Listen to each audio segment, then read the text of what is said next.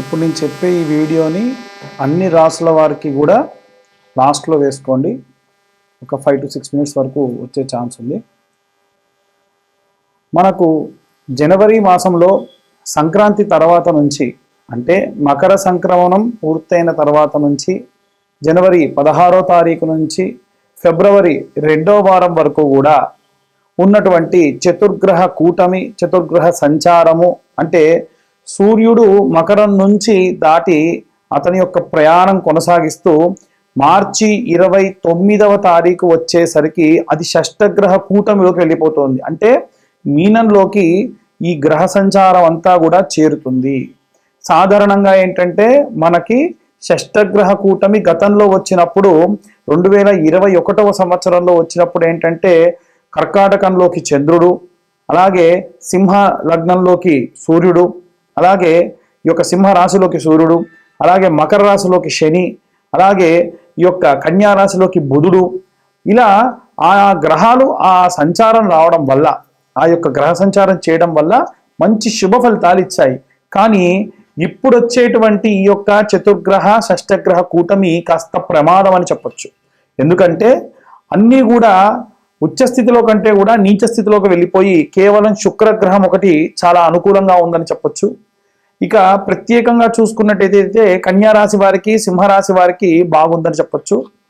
అయితే అన్ని రాశుల వారికి కూడా బాగుండాలి అంటే మనం ఎలాంటి రెమెడీస్ చేసుకోవాలి, ఎలాంటి ప్రతిఫలాన్ని పొందాలి? ఇక్కడ మనం చూసుకున్నట్టయితే సూర్యుడికి శనికి పడదండి. తండ్రి కొడుకులకు విపరీతమైనటువంటి వైరము. అందుకే మకర సంక్రమణం జరిగే సమయము వాతావరణం కూడా మారిపోతుంది. వివాహాలు చేయడానికి కుదరదు. శుభ కార్యక్రమాలు, శుభాది క్రతువులేవి కూడా చేయకుండా ఉండడం మంచిది. చలి కూడా తీవ్రత దాలుస్తుంది అని అంటారు. కాబట్టి ఎట్టి పరిస్థితుల్లో ఈ సమయాల్లో ఎవరైనా నూతనంగా ప్రారంభించేటువంటి వ్యాపారాలు ప్రారంభించకుండా ఉండడం మంచిది. అలాగే వీలైనంత వరకు కూడా ఆదిత్య హృదయాన్ని అందరూ కూడా చదువుకోవడం మంచిది. ఇప్పుడు నేను చెప్పేటువంటి శ్లోకము ఈ యొక్క 25 రోజుల పాటు, అంటే జనవరి 14, 15వ తారీఖు నుండి ప్రారంభించి ఫిబ్రవరి 2వ వారం వరకు కూడా ఈ మంత్రాన్ని ప్రతిరోజు ఉదయాన్నే చదవడం అన్ని వర్గాల వారికి, స్త్రీలనే కాదు, ఉద్యోగస్తులనే కాదు, అలాగే విదేశాలకు వెళ్ళాలనుకునే వారే కాదు, అలాగే ఏదైనా కోర్టు కేసులు ఉన్న వాళ్ళే కాదు, అందరూ కూడా ఈ మంత్రాన్ని చదవచ్చు. ఆ మంత్రం ఏమిటంటే జపాకుసుమ సంకాశం కశ్యపేయం మహాద్యుతిం తమోరం సర్వపాపజ్ఞం ప్రణతోస్మిన్ దివాకరం.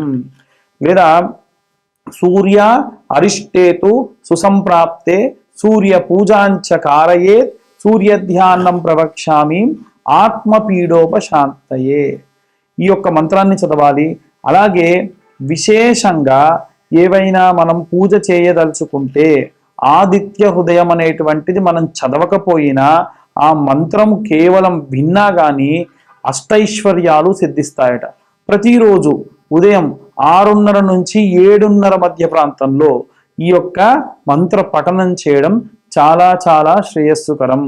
ఇక ప్రత్యేకంగా గ్రహాలకు సంబంధించి బుధుడు, శుక్రుడు, అలాగే రాహు, ఈ యొక్క బుధ గ్రహానికి సంబంధించి, శుక్రగ్రహానికి సంబంధించి, రాహుగ్రహానికి సంబంధించినటువంటి ఏవైనా సరే మంత్రములు చేసుకోవడం, మంత్రములు చదవడం చాలా శ్రేయస్సుకరమని మన వేద పురాణాల్లో చెప్పడం జరిగింది ఈ యొక్క మకర సంకరణ సమయంలో. కాబట్టి ఏ మంత్రం చదవాలి అంటే హిమకుంద మృణాలాభం దైత్యానాం పరమంగురుం సర్వశాస్త్ర ప్రవక్తారం భార్గవం ప్రణమామ్యహం. మళ్ళీ చెబుతున్నానండి, హిమకుంద మృణాలాభం దైత్యానాం పరమంగురుం సర్వశాస్త్ర ప్రవక్తారం భార్గవం ప్రణమామ్యహం. ఈ మంత్రాన్ని రోజు ఉదయాన్నే లేదా అసుర సంధ్యా సమయంలో చదివితే చాలా మంచిది. ఎందుకంటే అసుర సంధ్యా సమయానికి శివగణములన్నీ కూడా భూమంతా సంచరిస్తున్న సమయంలో మనము శివనామ స్మరణ చేసిన, ఈ యొక్క శుక్రాచార్యుడి మంత్రం చేసిన రాక్షసులు, భూతప్రేత పిశాచాలు, గ్రహాలను ఇబ్బంది పెట్టేటువంటి ఇతర గ్రహాలు ఏవి రాకుండా శాంతి కూరుతాయి. ఎందుకంటే రాక్షసులందరికీ కూడా గురువు కాబట్టి రాహుగ్రహానికి, శుక్రగ్రహానికి ఈ మంత్రం చదివినా స్వస్థత చేకూరుతుంది. ఇక ఉదయము లేదా సాయంత్రము మీ ఇంట్లో ఏదైనా చాంటింగ్ చేయదలుచుకుంటే ఓం నమో భగవతే నారాయణాయ నమః అనేటువంటి మంత్రాన్ని చాంటింగ్గా చేసుకోవడం చాలా చాలా ఉత్తమం. లేదా ఓం నమో నారాయణాయ నమః అనేటువంటి మంత్రాన్ని కూడా రోజు చదవడం చాలా చాలా ఉత్తమం. విశేషంగా విప్ప నూనెతోని లేదా అష్టమూలికా తైలంతోని రోజు దీపారాధన చేయండి. చాలా చాలా విశేషమైనటువంటి ప్రతిఫలాలు పొందుతారు. ఈ యొక్క గ్రహస్థితుల వల్ల ఇబ్బంది పడేటువంటి వారెవ్వరూ కూడా ఇబ్బంది పడకుండా ఉంటారు. ఇక ప్రత్యేకంగా మీ అందరికీ చెప్పవలసినటువంటి విషయం ఏమిటంటే, మీ యొక్క డేట్ ఆఫ్ బర్త్ టైం లేకుండా చాలా మంది పేరు బలం మీద జాతకాలు చెప్పండి అని చెప్పి ఫోన్లు చేస్తూ ఉన్నారు. డేట్ ఆఫ్ బర్త్ టైం లేకుండా ఎవరైనా జాతకం చెప్తానంటే నమ్మకండి. నాతో సహా ఎవ్వరు అన్నా సరే నమ్మకండి. ఎందుకంటే డేట్ ఆఫ్ బర్త్ టైం లేకుండా జాతకం చెప్పడం అనేటువంటిది చాలా చాలా మూర్ఖత్వం. ఇప్పుడు పేరు బలం మీద చెప్పాలి అంటే రాము అన్న పేరు గల వాళ్ళందరూ ఒకేలా ఉంటారా? ఉండరు కదా. కాబట్టి ఎట్టి పరిస్థితుల్లో మీరు పేరు బలంతో జాతకాలు చెప్పించుకోకండి. ఒకవేళ మీ పేరు గనక జన్మనామం అయితే, ఒక ఆయన పేరు కుల్లయ్య, ఎందుకంటే కు అనే అక్షరంతో పెట్టాలి, మూడు అక్షరాల్లో పెట్టాలంటే కుల్లయ్య అని పెట్టారు. ఆయనది జన్మనామం, జన్మనామాలు అలా ఉంటాయన్నమాట. కాబట్టి అలాంటి వారు మీరు చూయించుకోండి జాతకం, పర్లేదు. కానీ మీ జన్మనామం కాకుండా వ్యవహారం అంటే తాతల పేర్లో, తండ్రుల పేర్లో, దేవుళ్ళ పేర్లో పెట్టేశాము, మీ డేట్ ఆఫ్ బర్త్ ఏంటో తెలియదు అనుకున్న వాళ్ళు చేయి చూయించుకొని హస్త సాముద్రికం ద్వారా మీ జాతకాలు చూయించుకోవచ్చు. కానీ డేట్ ఆఫ్ బర్త్ టైంతో చూయించుకోవచ్చు. కానీ ఉత్త పేరుతో జాతకం చూయించుకోవడం అనేటువంటిది చాలా చాలా తప్పు, అది కరెక్ట్ కాదు. ఇక చాలామంది మాకు ఊరికనే ఫోన్ చేసి వాళ్ళు ఎక్కడ ఏ పరిస్థితుల్లో ఉన్నారో, మేము ఏ పరిస్థితుల్లో ఉన్నాము అనేది కూడా తెలియకుండా డైరెక్ట్గా జాతకం గురించి అడిగేస్తూ ఉన్నారు. దయచేసి అలా చేయకండి. వాట్సాప్ చేయండి, మీ కింద కనిపించేటువంటి నెంబర్తోని వాట్సాప్ చేయండి. అప్పుడు మీ ప్రాబ్లం ఏంటి, మీ డేట్ ఆఫ్ బర్త్ ఏంటి, టైం ఏంటో పెట్టండి. మా యొక్క టీం ఉంటుంది, వాళ్ళు మీతోని రెస్పాండ్ అవుతారు, మాట్లాడతారు. మీ యొక్క జాతకానికి సంబంధించిన ఇబ్బంది, వ్యవహారానికి సంబంధించిన ఇబ్బంది అన్ని కూడా మాట్లాడి డీటెయిల్డ్గా మీతోని నాతో మాట్లాడడానికి ఒక టైం కేటాయిస్తారు. ఎందుకంటే పొద్దున్న లేస్తే ఫోన్ కాల్స్ బాగా వస్తున్నాయి, ఊరకనే మాట్లాడే వాళ్ళు, సరదాగా మాట్లాడే వాళ్ళు చాలా మంది చేస్తున్నారు. అన్యథా భావించరాదు, అందరి ఇబ్బందులు తీర్చడానికి మేము ఉన్నాం. కానీ మీరు మాట్లాడే టైంలో వేరే వాళ్ళు ఇబ్బంది ఉన్న వాళ్ళు కూడా చాలా ఇబ్బంది పడుతూ ఉన్నారు. అయితే జాతకానికి సంబంధించి కూడా పాపం ఎంతో మంది చాలా చోట్లకి వెళ్ళి 10,000, 20,000, 15,000 ఖర్చు పెట్టుకున్న వాళ్ళు ఉన్నారు. మీ జాతకం పూర్తిగా 60 పేజీల్లో చేత్తో రాయడం కుదరదు కాబట్టి కంప్యూటర్లో నేను క్యాలిక్యులేట్ చేసి 60 పేజీల్లో జాతకం ఇవ్వడం జరుగుతుంది. 60 కంటే ఎక్కువ కూడా ఇచ్చిన సందర్భాలు కూడా ఉన్నాయి. దీనికి కాను మేము తీసుకునేటువంటి రుసుము 2,111 రూపాయలు. ఇవి ఇంతకు మునుపే మేము చెప్పాము, జనవరి 1వ తారీఖు వరకు మాత్రం తక్కువ తీసుకుంటాం, తర్వాత నుంచి పెంచుతున్నామని చెప్పాము. అన్యదా భావించరాదు. కాస్త ఇబ్బంది ఉన్న వాళ్ళు మాతో కాంటాక్ట్ చేసి మాట్లాడి డీటెయిల్స్ అన్నీ కూడా తెలుసుకొని జాతకాన్ని పక్కాగా తెలుసుకోవడం చాలా ఉత్తమము. మీ జాతకం గురించి మీతో మాట్లాడి, అలాగే మీకు సంబంధించినటువంటి జాతక విశ్లేషణగా మీతో ఒక అరగంట సేపు మాట్లాడి ఏవైనా రెమెడీస్ చెప్తాము. ఊరికనే ఫోన్ చేసిన వాళ్ళు ఎవరికి కూడా హోమాలు చెప్పము. మాకు ఊరికనే ఫోన్ చేసి హోమాలు చేయించుకుంటామనే వాళ్ళు కూడా ఉన్నారు. అవసరమైతేనే హోమాలు చేయించుకోండి, డబ్బు వృధాగా ఖర్చు చేయకండి. అందరూ కూడా ఈ యొక్క నూతన సంవత్సరంలో సంతోషంగా ఉండాలని కోరుకుంటూ అందరికీ కూడా సంక్రాంతి శుభాకాంక్షలు. శ్రీమాత్రే నమః, శ్రీ గురుభ్యో నమః. తదుపరి తులారాశి.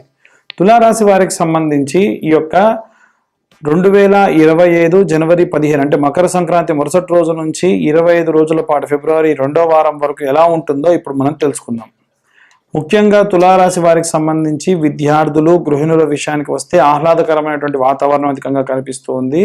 నిజం చెప్పాలంటే అసలు ఈ వచ్చే సంవత్సరం జరిగిన 2024, 2025 సంవత్సరం 2 సంవత్సరాలు కూడా వీరికి రాజపూజ్యము, అవమానము, ఆదాయము, వ్యయాలతో సంబంధం లేకుండా ఉన్నటువంటి రాశి ఏదైనా ఉంటే అది ఒక్క తులారాశి అని చెప్పొచ్చు. కేవలం ఆరోగ్య సమస్యలు, అప్పుడప్పుడు మానసికమైనటువంటి కాస్త ఇబ్బందికరమైనటువంటి వాతావరణం ఉండడం తప్ప మిగిలిన అన్ని విషయాల్లో కూడా చాలా చాలా ప్రశాంతమైనటువంటి వాతావరణం చూసినటువంటి రాశి తులారాశి. అయితే ఈ తులారాశి వారికి సంబంధించి ఉద్యోగస్తులు కానీ వ్యాపారస్తులు కానీ ఎలా ఉండబోతుంది అంటే మిశ్రమ ఫలితాలు ఉన్నప్పటికీ వీరు ఏవైతే అంటే జనవరి 15వ తారీఖు తర్వాత నుంచి ఏవైతే పనులు, ప్రణాళికలు అనుకున్నారో, ఎక్కడెక్కడికి వెళ్ళాలి, ఏమేం చేయాలి, ఎలాంటి దర్శనం చేసుకొని రావాలి, ఏ క్షేత్ర దర్శనం చేసుకొని రావాలి, ఎలాంటి మొక్కులు చెల్లించాలి, ఇవన్నీ కూడా చేసుకోవడం ఉత్తమం. లేదంటే కనుక మళ్ళీ కాస్త ఇబ్బందికరమైనటువంటి వాతావరణాన్ని చూస్తారు. ఇక ఈ యొక్క పరిస్థితులన్నింటినీ కూడా దాటి వేసుకుంటూ మరుసటి ఆ తర్వాతకి వచ్చేటువంటి నెలల్లో ఎటువంటి ఇబ్బందులు లేకుండా ఉండాలి అంటే వీలైనంత వరకు లక్ష్మీ నరసింహస్వామి యొక్క మంత్రము, లక్ష్మీ నరసింహస్వామి యొక్క క్షేత్ర దర్శనం చేయడం చాలా చాలా ఉత్తమం. ఇక ప్రత్యేకంగా ఈ యొక్క రాశిలో ఉన్నటువంటి సినీ రాజకీయ రంగాల వారు కానీ, అలాగే ఏవైనా నిర్మాణ పనులలో ఉన్నటువంటి వాళ్ళు కూడా ఎవరైనా ఉంటే కనుక నిర్మాణ పనులకు సంబంధించి జాతకరీత్యా మీకు కుజుడు బాగున్నాడా లేదా చూసుకోండి, లేదంటే విపరీతమైనటువంటి నష్టం వచ్చే అవకాశం ఉంది. కాబట్టి వీలైనంత వరకు ఈ యొక్క రాశి వారు లక్ష్మీ నరసింహస్వామి క్షేత్రాన్ని దర్శించుకోండి. మరి ఎలా అండి, మేము ఆల్రెడీ ఈ యొక్క కన్స్ట్రక్షన్ ఫీల్డ్లోనే ఉన్నాము అంటే కనుక మీ భార్య పేరుతోని ఈ యొక్క ఫర్మ్స్ అన్ని కూడా చేసుకొని పనులు అడ్మినిస్ట్రేషన్ మీరు చేయడం వల్ల నిర్మాణ రంగంలో ఉన్న వారికి అనుకూల పరిస్థితులు గోచరిస్తూ ఉన్నాయి. ఇలా కాకుండా మీ పేరు మీదనే అన్ని కంటిన్యూ చేస్తానంటే కాస్త ఇబ్బంది పడే అవకాశం కూడా ఉంది. అయితే సినీ రాజకీయ రంగాల వారికి సంబంధించిన విషయానికి వస్తే లక్ష్మీ నరసింహస్వామి కరావలంబ స్తోత్రం చదవడం ఉత్తమం, లక్ష్మీ నరసింహస్వామికి సంబంధించినటువంటి క్షేత్ర దర్శనం చేయడం ఉత్తమం. ఇక ప్రత్యేకంగా ఎవరైనా కోర్టు సంబంధిత వ్యవహారాల్లో ఇబ్బంది పడుతున్న వాళ్ళైతే క్యాబేజీ వేరుంటుంది, అది రాత్రంతా కూడా పాలలో నానబెట్టి మరుసటి రోజు ఉదయాన్నే నోట్లో పెట్టుకుని వెళ్ళడం వల్ల మీకు ఆ యొక్క కోర్టు సంబంధితమైనటువంటి వ్యవహారాల్లో విజయం సాధించి సెటిల్మెంట్కి వచ్చేటువంటి అవకాశం అధికంగా కనిపిస్తూ ఉంది.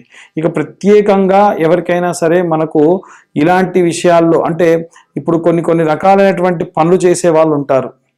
అంటే ఇంట్లో ఉన్న వాళ్ళు ఎవరికీ తెలియకుండా సీక్రెట్గా ప్రాజెక్ట్స్ చేసేవాళ్ళు కొంతమంది, స్టాక్ మార్కెట్స్లో డబ్బులు పెట్టేవాళ్ళు కొంతమంది, ఎవరైనా స్నేహితులు వ్యాపారం ప్రారంభిస్తుంటే ఎవరికి చెప్పకుండా తీసుకెళ్లి డబ్బులు ఇన్వెస్ట్ చేసి స్లీపింగ్ పార్ట్నర్స్గా ఉండేవాళ్ళు కొంతమంది ఉంటారు. చాలా జాగ్రత్తగా ఉండాలి. వచ్చేటువంటి షష్టగ్రహ చతుర్గ్రహ కూటమి వల్ల ఇబ్బందులు బాగా కలుగుతాయి. ఎవరికి చెప్పుకోలేరు, మీరు ఏదైనా నష్టం వచ్చినా చెప్పుకోలేరు.